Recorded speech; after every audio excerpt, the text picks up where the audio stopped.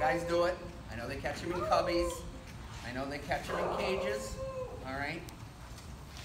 But you get a lot of them will walk by, and they don't ever go in. They're just fine out here looking at it. So I need to catch them where they're at. All right. So that's why I'm real big on always walking them through on what I already think is their line of travel. So if I expect the cat to be running this ridge this way, I need to, one, find my standout feature on that ridge.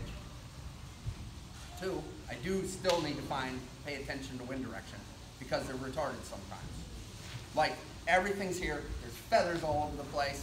You got an attractor hanging here, and this stupid cat has went back and forth 3 or 4 times on the other side of the cedar tree, and the wind blew that way the whole time, and he never ever come around the other side of the tree. So you really need to pay attention to wind direction too. Cats do, they will use their nose. So I find a feature like that, and what I need to do now is just start bringing them in. So I may do like a giant dirt hole coming out of this.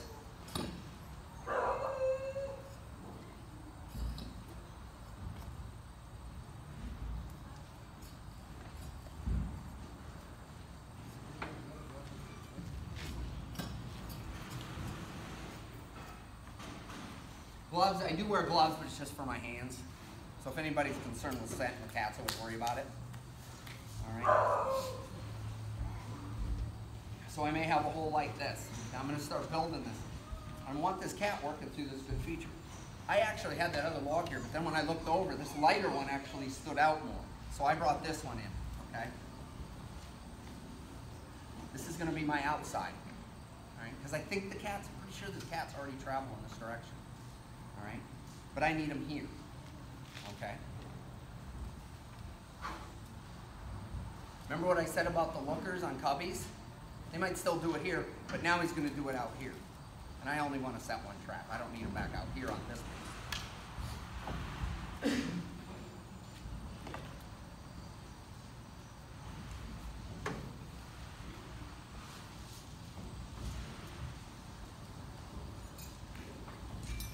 That's pre-hooked up in the tree already.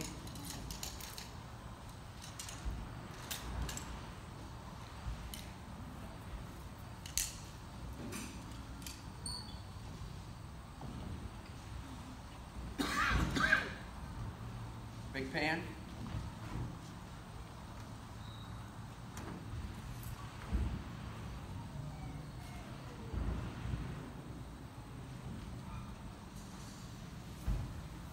This is going to be hard for you guys to see. You probably can't see anything, can you?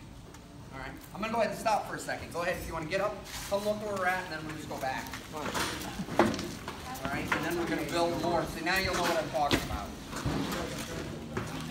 This is the number 4 bridge.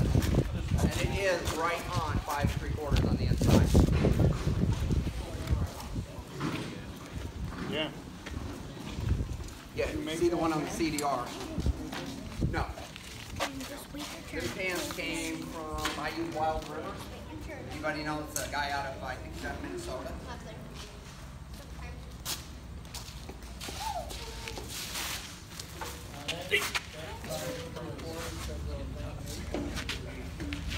No. Inside jaw spread 5 3/4. Those lambs are on the outside.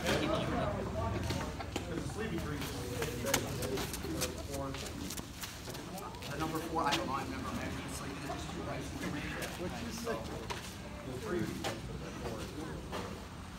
and and this is clear, okay? This is your path through. All right? Everybody kind of have an idea? This is the bridge number 4 wall.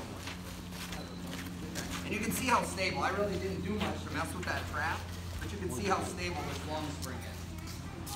All right? Okay, and we'll keep moving forward here.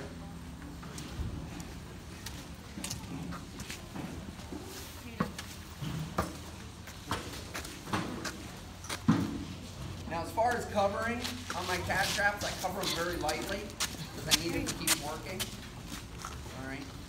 Probably one downside of this is, versus going into a cubby or way back in, and running into that dead end situation, is that I might get a little more snow or weather on this because it's a little bit more open. I really don't have it up in a cubby where it's protected. All right. So I try to keep my trap pretty much uncovered. All right. Sometimes we'll use a little bit of calcium down on the bottom below it. We work it in. And then rest of it, I usually just pull it in a little bit. We use a lot of cedar duff, all right, whatever dry material you can find. We do carry wax dirt for our canine traps, but most of the time we just use some dry cedar duff, maybe a little bit of calcium on the bottom, and then bed the trap over the top, all right? Then I'll take a little bit of it, and all we'll do is just break it up a little bit. I'm just gonna now just kind of cover that pan up just a little bit so it looks a little bit more natural. And then I'm gonna tell the cat right where I want him to go.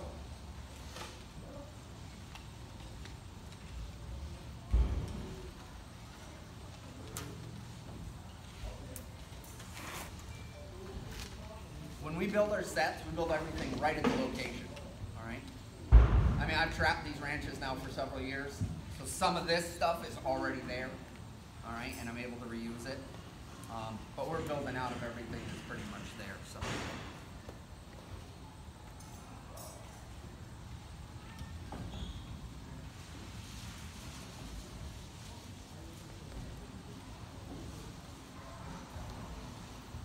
No bait or lure there? Say again? No bait or lure? Not yet. Not till I'm all done.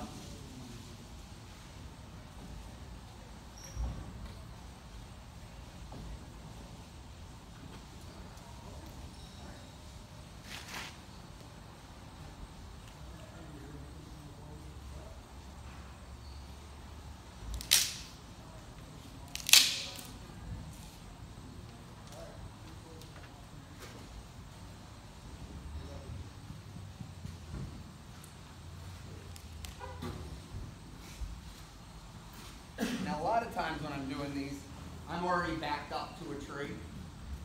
All right, we're going in. Where this starts, many times this could have been just a cedar tree or juniper, a hemlock here, something of that sort. And we'll break off a couple and start that big dirt bowl just coming out from the edge.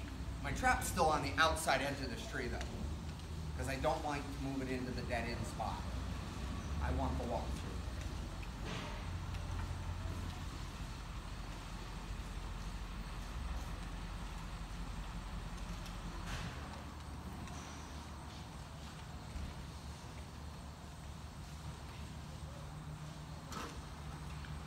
Tractors, a lot I'll use wool for some eye appeal, and then I'll also use polyfill up at the top, giving me this little white cotton ball fuzz looking thing on the top of this wool.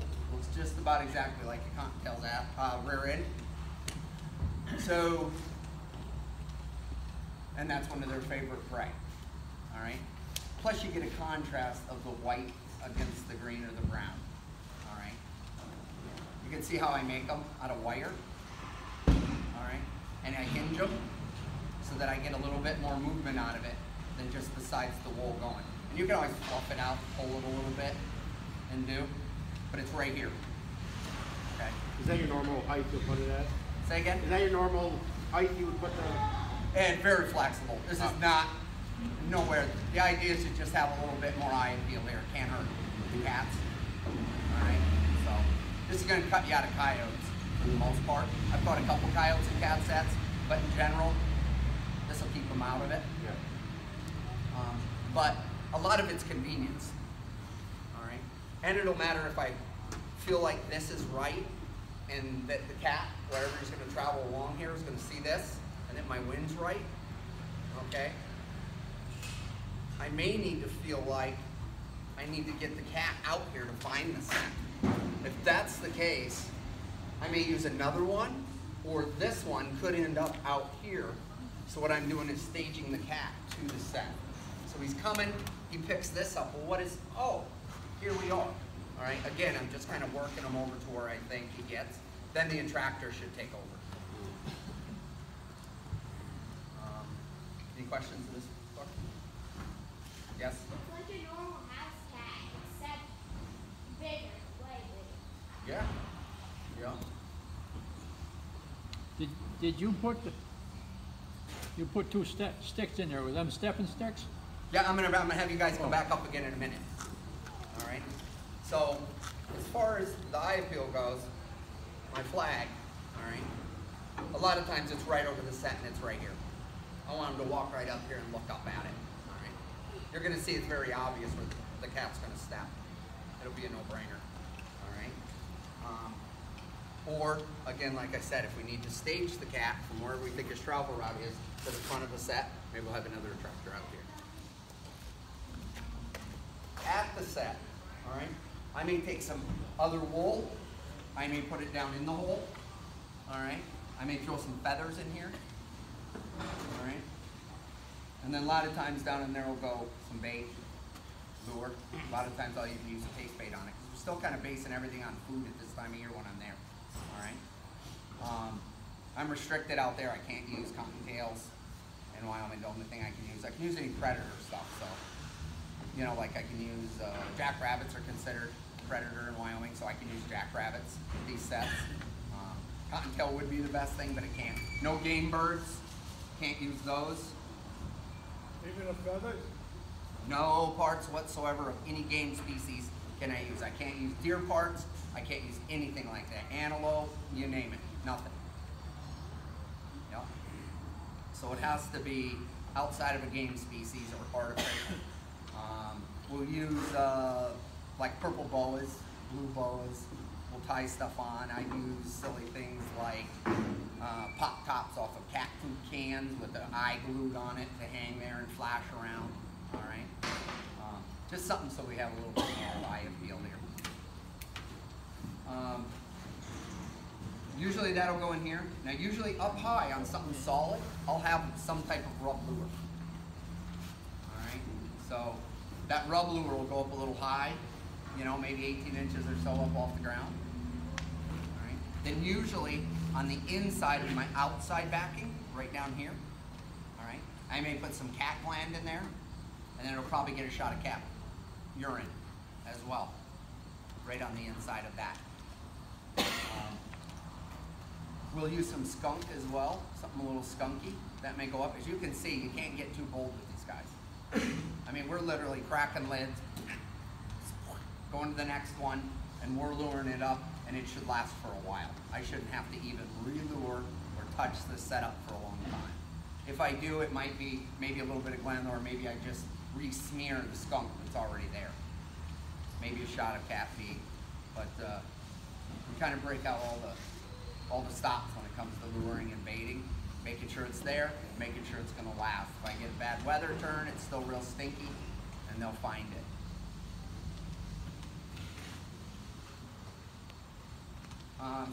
Maybe everybody want to come up and take a look now.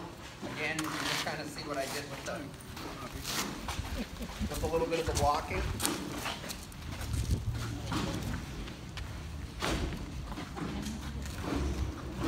Basically throwing a little bit of dirt on that pan. Yeah, I just sprinkled that. I just sprinkle a little bit on there, and that's just to break it up a little bit. Yep. I honestly don't know if it even has much of a difference, but Could you set it makes off? me happy. Not yet. We will in the end if you'd like. Would you like to be the one to do it? Cool. All right. Don't do it with So- your hand. All right. So this is really still the easiest way. So now we got all the attractors here. We got the cat in the right spot, and this is his easiest travel route. All right. He's not walking anything. He doesn't have to turn and make 90s. All right. He's walking along. Look at all this going on. He can come through and check it, and I don't care what I catch him by. But I got all 4 feet involved in this set because the odds are he's not going to come to here and back up. All right. He's either going to go through here, and if I miss this cat, unless the winds got screwy on me, he's probably going to be way out there. All right. So if I see tracks here and there's no cat, he's probably way out there somewhere, and he never even, for some reason, he just didn't work in too close where I wanted him. Better luck next time. But that's about as much as I cover them. Once you get a little snow, they all blend right in. You can't even really tell You leave anyway. the trap exposed? Yes, leave the trap exposed. Yep. That pan's just a real great spot for him to step in now. So. Any questions? How many cats have you caught with one trap? One trap. Yeah, like after. I have this one spot every year. We catch 1 or 2 in the same trap every year.